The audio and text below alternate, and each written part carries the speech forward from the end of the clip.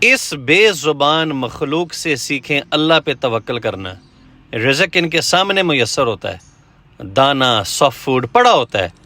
کئی پرندے یہ بھی جانتے ہیں کہ شام کو ان کا نگہبان، ان کا مالک یہ ہٹا دے گا، بچوں کو فیڈ کروانی ہوتی ہے۔ اس کے باوجود کبھی بھی آپ برڈز کے گھونسلے میں سیڈ سٹور کیا ہوا نظر نہیں آئے گا۔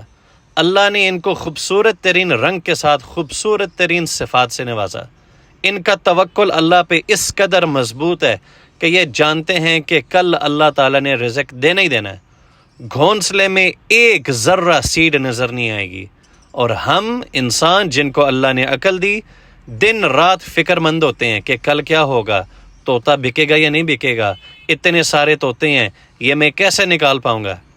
اللہ پہ توکل کرنے والا، اللہ تعالیٰ پہ یقین کرنے والے کو کبھی پریشانی نہیں ہونی چاہیے۔ او اللہ کے بندو، ان پرندوں سے سیکھو کہ پروردگار پہ توکل کیسے کرنا ہے۔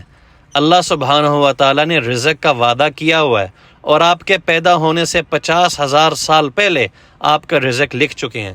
کیوں پریشان ہیں؟ سمجھ سے باہر ہے۔